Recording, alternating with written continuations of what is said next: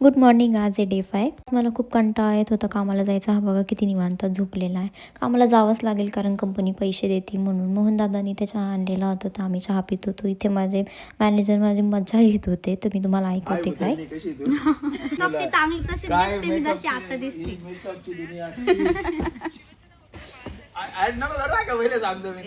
आता तुम्हीच सांगा, मी तर बिना मेकअपची चांगली दिसते की नाही. लंच झालं, बाहेर जाऊन बसलो, फ्रेम आला होता खूप छान. इथं आमचा असाच टाईमपास चालू होता. ती म्हणत होती कॅमेरा बंद कर कारण तिला हसायला येत होतं. आऊट केल्यानंतर मला एक डायरी घ्यायची होती आणि मला डायरी पण ह्या कारणासाठी घ्यायची होती कारण मला एक व्हिडिओ शूट करायचा आहे. कधी मी अभ्यासासाठी डायरी नाही घेतली आणि मी एक व्हिडिओसाठी डायरी घेणार आहे आता.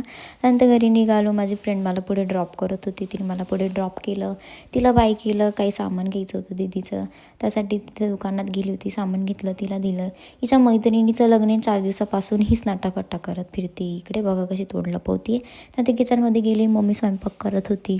इथे मम्मी माझ्याशी बोलत होती. कॅमेरा चालू झाला तर शांत होऊन गेली. आणि तिला म्हटलं तुझा हात माझ्यापेक्षा किती गोरा दिसतोय.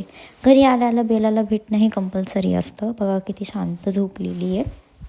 त्यानंतर दीदीजवळ गेली. माझ्या बहिणीने झोपू तिचा डोळा सुजवलेला आहे. फ्रेशनअप झाली. मी 4 दिवसापासून व्हिडिओ बनवते पण 4 दिवसापासून ना एकच लक्षात येतं आहे की यार आपल्या लोकांपेक्षा आपल्याला बाहेरचे लोक जास्त सपोर्ट करतात ह्या बाबतीमध्ये. बरं जाऊ द्या ते. त्यानंतर फ्रेशनअप झाली, जेवण करायला बसली कारण आज काम खूप होतं, भूक लागली होती म्हणून जेवण करून घेतलं. बाहेर जाऊन बसले, परत तोच विचार येत होता. म्हटलं जाऊ द्या यार सोडा.